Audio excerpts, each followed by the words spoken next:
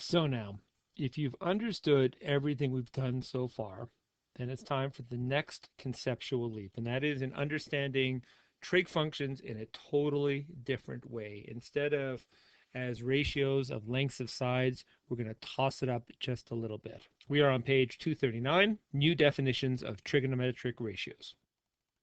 So all of this is in service now of figuring out sine, cosine, and tangent functions or their values with angles that are greater than 90 degrees. So how do we define sine, cosine, and tangent of these angles? How do we deal with negative angles? That's what this is all about. So let's begin with a very simple Cartesian plan here. And a quick reminder that we call these quadrants of a Cartesian plane by Roman numerals. There's quadrant 1, there's quadrant 2, quadrant 3, and quadrant 4. And so let's designate a point on this line here, right around there. Okay, draw a straight line down. We have an angle theta, and you can probably see that we have here a distance in the x direction, and let's call it, delta x, just for no good reason. And up here we have a distance in the y direction. Let's call it delta y, okay, x and y. And so the point that I've designated right here is going to be called xy, okay, xy. So if you draw a vertical line down from point xy, you get a right angle triangle, or rat, big fat rat.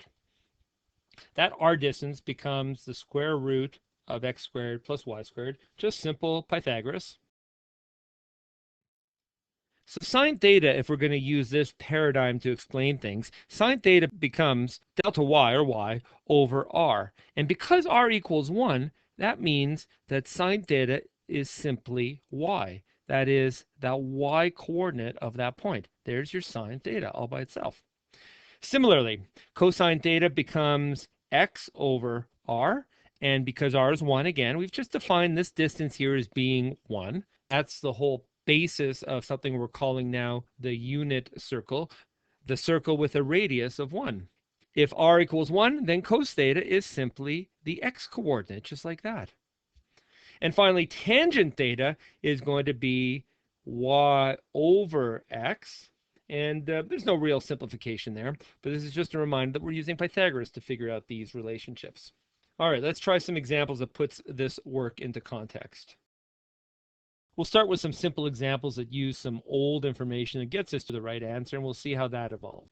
Negative 4, 3 is going to be in around here. There is the terminal arm of this angle. The initial arm will go down there somewhere. And so we're interested in this angle right there. There's your x value, and there's your y value. So using some simple Pythagoras, we know that r squared is going to be equal to x squared plus y squared. Therefore, r is going to be equal to plus or minus x squared is negative 4 quantity squared. Y squared is 3 squared, like that. So r is going to be equal to plus or minus 16 and 9 is 25. R is equal to plus or minus 5. R is simply equal to 5. Okay. Nothing special there, nothing new there. So if we're going to state sine, cosine, and tangent, now we go sine theta of the point that's right there. Sine of that angle is going to be 3, looks like 3 over 5. In other words, if we want to use the old definition of trigonometry, opposite over hypotenuse. Okay, there's nothing wrong with that. It still works. That's still true. It's just that this new way of thinking about trigonometric functions is way more useful and more broadly applicable. So we're going to stop thinking about trigonometric ratios as being ratios of lengths of sides, although that we're still doing that, but we're doing it in a slightly different way.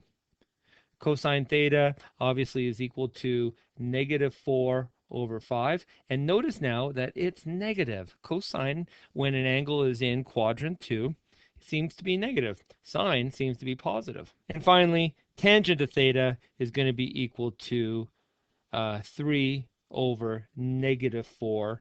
And the tangent now in quadrant 2 looks to be negative as well.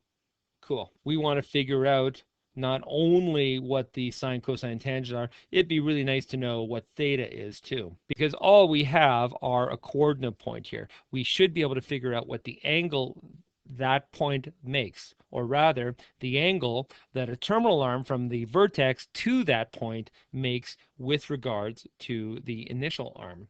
So let's do these one at a time. If sine theta equals 3 over 5, then theta equals arc sine or inverse sine of 3 over 5, like that. And when you do the math in your calculator, yeah, you can't get away from having to use your calculator, you get 36.87 degrees. What if we try to determine theta according to the arc cos, or cos negative 1 of 4 over 5, and that's a negative.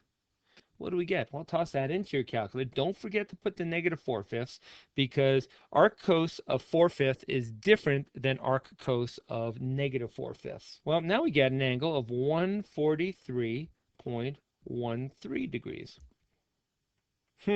Interesting. All right, well, we're in for a penny, in for a pound, as they say. Let's now express theta as an expression of arctan, or tan inverse, or tan negative 1, of, again, negative, but 3/4 this time. What do you suppose we'll get? Well, we get negative 36.87 degrees. Now, how can it be that we get three different values for theta, even though we've set up those trigonometric ratios properly? They're all different. They're all still related. How are they related? Let's take this first one here, the positive value of 36 degrees. That's the sine of the reference angle of the angle formed by drawing a line from the vertex to that point, negative 4, 3. The positive value that's less than 90 degrees will always give you that reference angle. So what do you think now this angle means? 143.13. What do you think that is? Well, that, as it turns out, is this angle here. And let's just call that straight up theta. Okay? Because that's the angle we're actually really interested in the first place, the original angle of rotation. And just using those two angles, look what happens. And that's the way it should be. All right. So the positive acute angle gives us our reference angle.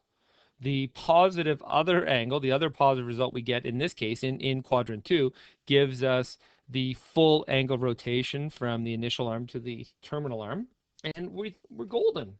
What does the tan of that angle give us? Well, it just gives us the negative reference angle. It's sort of like an extra result that we're not going to quite analyze here and now. It's these two here that I really want you to know about. Let's move on. Let's try another one. Let's go to question 2 on page 240. The point -6, -4 defines an angle theta in standard position, determines sine theta, cosine theta, and tangent theta, and also theta express. Try to express these angles as exact values. Right, so here's that level of complication that we're increasing by. Let's see what we got here. Well, to begin, we've got a -6, -4 point, which is right there. And just as a reminder, that would be quadrant 3, quadrant 1, quadrant 2, quadrant 3, and quadrant 4. And so let's draw the line then from the point to the vertex. That would put the initial arm over here somewhere. And so this is the angle we're actually interested in, okay? And now you see we've got an angle that can't be really used to make a triangle. Now, hopefully you see that this is really more, these trig functions are really more about circle geometry and not triangle geometry. But you see how this new definition of trig ratios and trig functions really serves us well for a situation that you would not be able to deal with the information you learned last year about trigonometry. So there's R. I figure we should start off by calculating what R is. R is going to be plus or minus the square root of -6 squared plus -4 squared, like that. Well, when you do the math, you're going to get what? Plus or minus the square root of 16 and 36, I think 54, right? So there's your entire radical. We only want the positive value in this case. R is always a positive value, a positive length. So we're looking at now just simplifying root 54 Are there any perfect squares hidden there? I think the only perfect square I see in there is 4, because 4 times 13 is 54, and the square root of 4, of course, is 2, so 2 root 13. So there's our value for the radius, okay? All right, so we know how long the radius is. We should now be able to figure out some angles. So let's apply us some of the trig that we already know to figure out what sine theta equals. Sine theta is going to be negative 4 over the radius, which is 2 root 13. And that can be simplified in two ways. First of all, we can get rid of that and that to give us negative 2 over root 13. But if we go ahead and rationalize the denominator, because that's the way some math teachers tend to like it, I think we go around to negative 2 root 13 all over 13. Now, that doesn't look simpler than this, but it's the way that we tend to like it. That is the exact value of the sine function of the angle created from the initial arm to where the terminal arm is right now that goes through the point of negative 6, negative 4. And we'll need this later on, so we might as well go ahead and do the decimal value. If it equals exactly negative 2 root 13 over 13, then it is approximately equal to 0.5547. Okay, let's do cosine theta. Cosine theta is going to be negative 6 over 2 root 13, which when you throw it around and rationalize the denominator will become 3 root 13, well, negative 3 root 13 all over 13. And that's an exact value. And if we want to get the approximate value, we can go ahead and do the multiplication division, and we get 0.8320, and I do believe that that would be negative. All right. So exact value here, approximate value here. And finally, let's do tangent of theta. Tangent of theta equals, well, negative 4 over negative 6, which equals to, when you simplify, 2/3. That is the exact value. And if we want an approximate value, it looks like 0.6 repeat. Cool. And the reason we went with the decimal values here, the approximate values, is because those are the values you need to use when you type it into your calculator to try to find out the angle. If I do arcsine of 0.5547, I'm going to get negative 33.69 degrees. If I do arc cos, or cos negative 1 of 0.8320, I'm going to get 56, positive 56.31 degrees. And finally, if I do arctan, or tan negative 1 of 2/3, then I'm going to get positive 33.69. And so what does this tell you? Well, the positive acute angle, that is the angle that brings you back to the x-axis, the positive acute angle is going to be your reference angle, equals theta reference. And that's really the only one we want. But I mean, if you want to decipher and try to figure out what this is, well, that's probably going to be this angle here, isn't it? Right? Because 56 and 33 and the decimals will give you 90 degrees. So we're asked to determine the exact values of the sine, cosine, tangent. We've done that. And we know that the reference angle is 33.69. We know it's in quadrant 3. So the overall angle of rotation, or theta, is going to be 90 degrees. There's that first part of the rotation, plus another 90 degrees. There's the other part of the rotation, plus that, which we know is 33.69 degrees.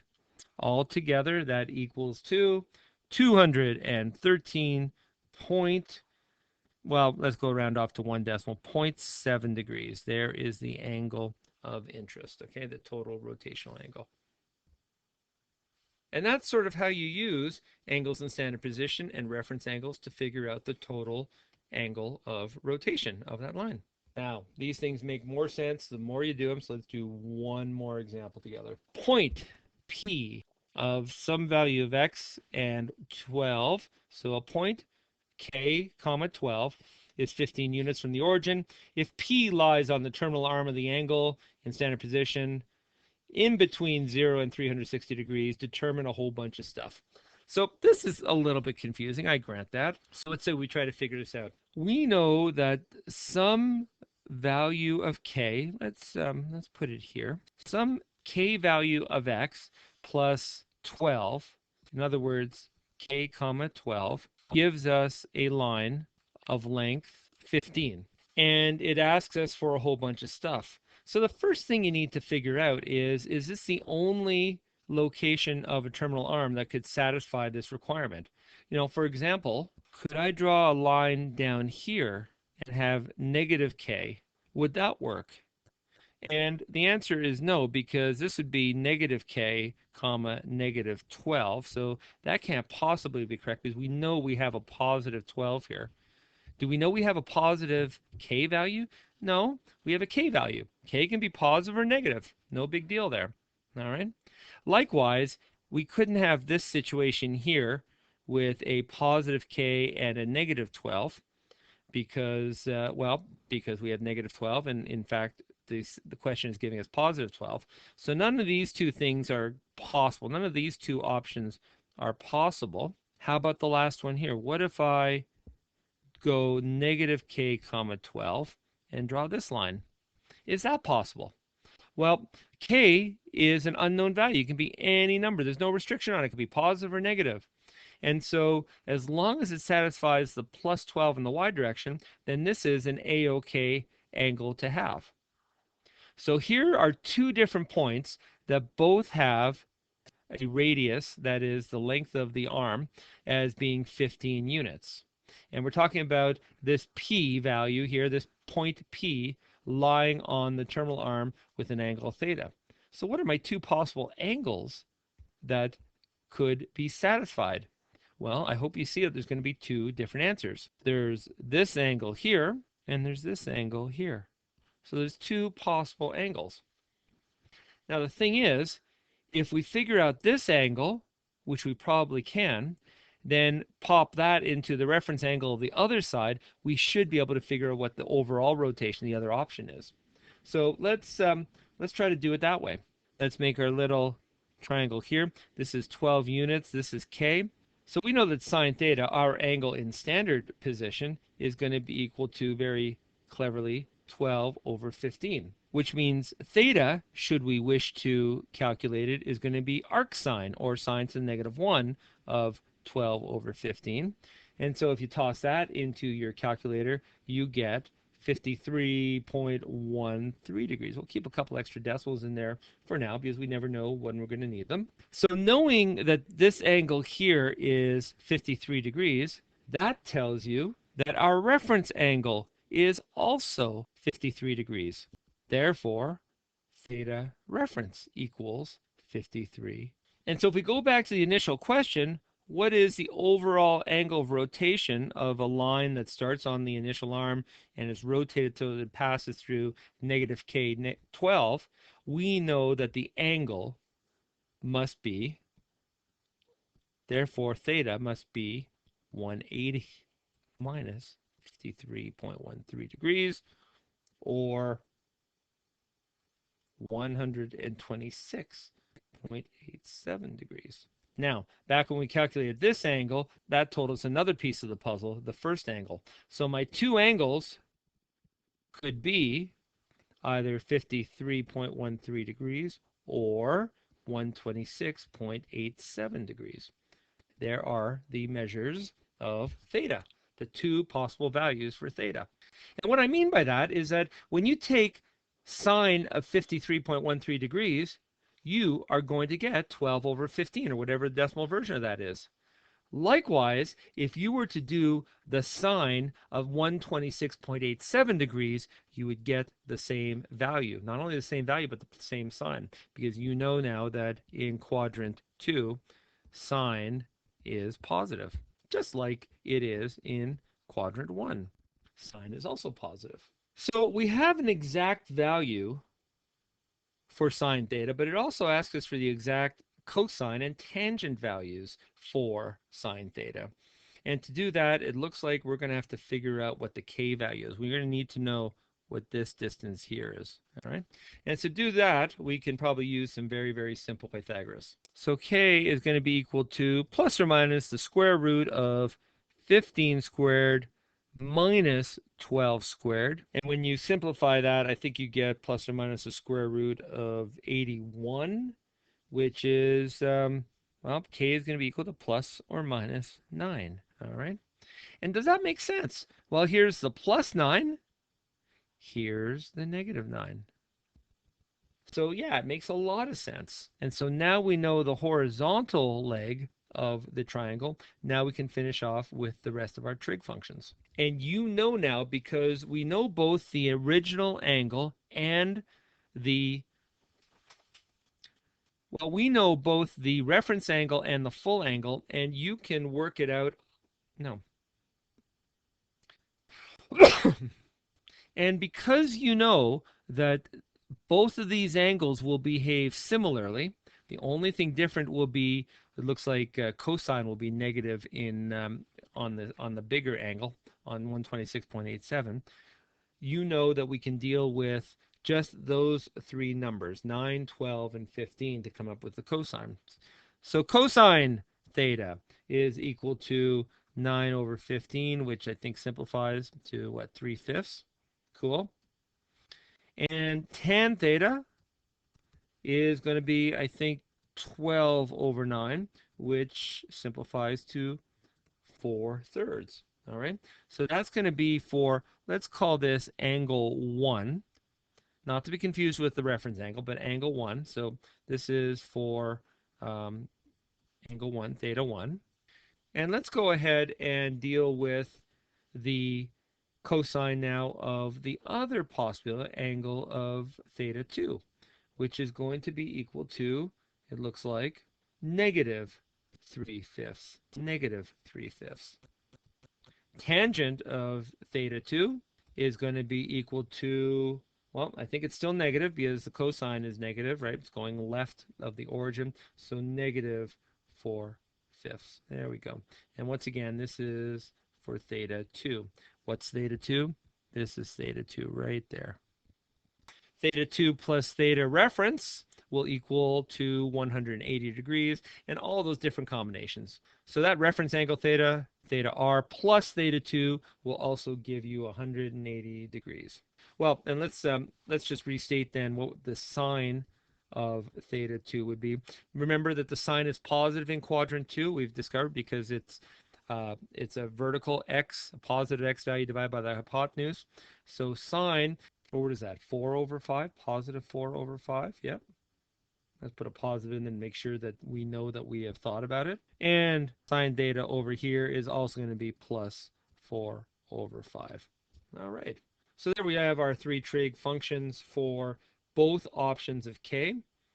And we've got the exact sine, cosine, tangent ratios, and we've calculated. I think we're done. So here we are on page 241, and what we're going to do is try to tie this all together, okay? And what I want to be doing is to demonstrate what's happening in the different quadrants with respect to the signs, that is positive or negative, of the three trigonometric functions.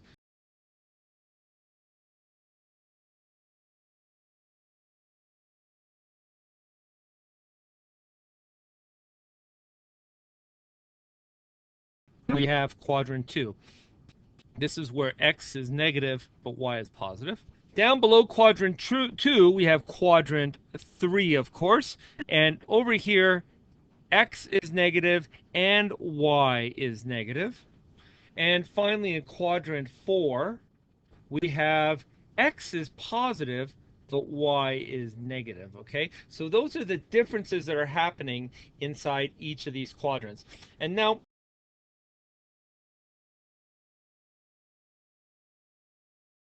so let's try to tie everything together now and summarize something I alluded to a bit earlier about what's happening to the sine of sine, cosine, and tangent. And by the sine, I mean this kind of sine that's happening to that kind of sine, cosine, and tangent, okay? Because you've already seen some examples where in some quadrants the sine is positive, and others where the sine of the sine is negative, and so on and so on. So what we're going to do is just bring this together and try to raise a little bit of predictability here, and so we might be able to know in advance where sine's positive, where cosine's positive, and where the tangent is positive.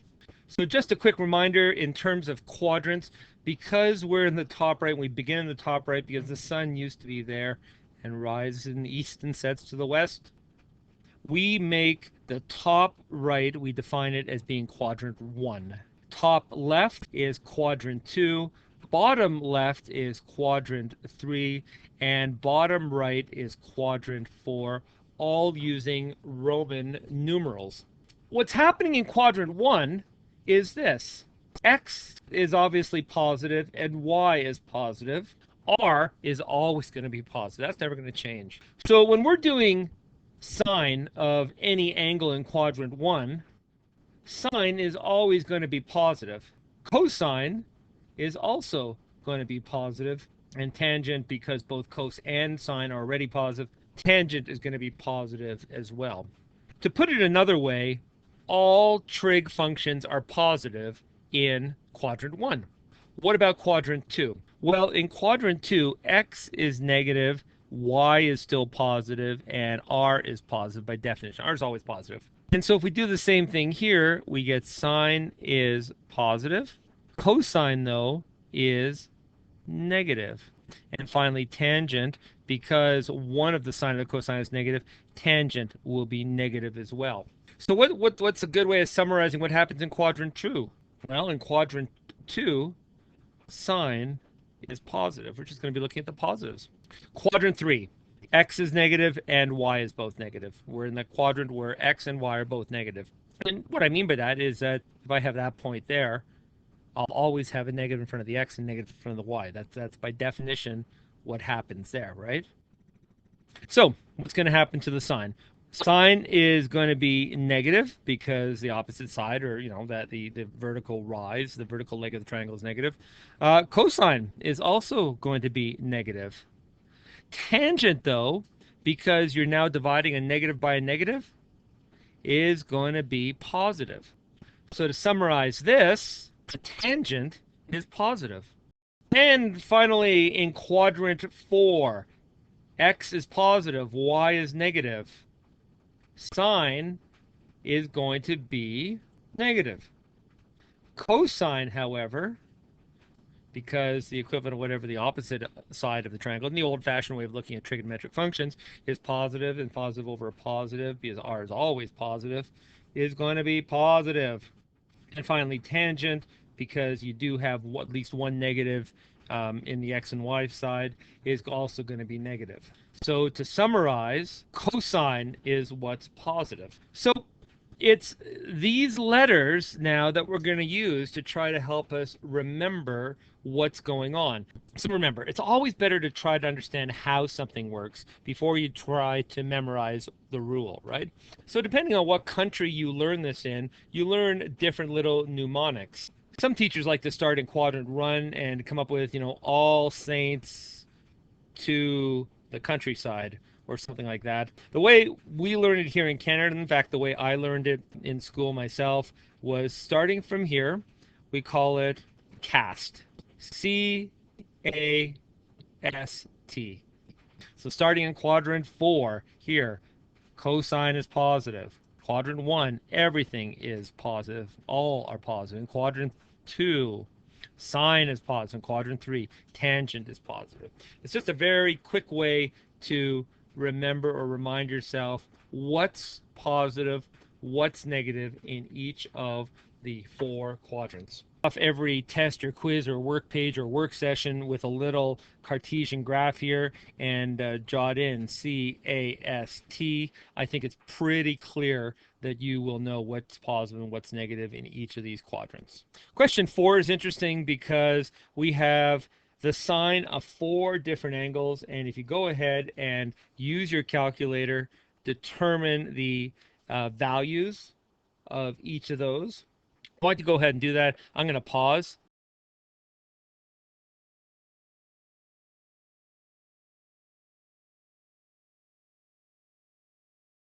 And unpause. And you're going to find that in every single case here, the numeric value or the absolute value of the function is 0.5. But the sine of 30 degrees being in quadrant 1 and everything being positive there is going to, the sine is going to be positive. The sine of 150 degrees, because it's in quadrant 2, is also going to be positive. But the sine in quadrant 3 for an angle of 210 degrees is going to be negative 0.5, right? Because only the tangent is positive in quadrant 3. And finally, in quadrant 4, where the cosine is positive, sine will be, again, negative 1/2, negative 0.5. So how do we summarize this in a short little pithy sentence?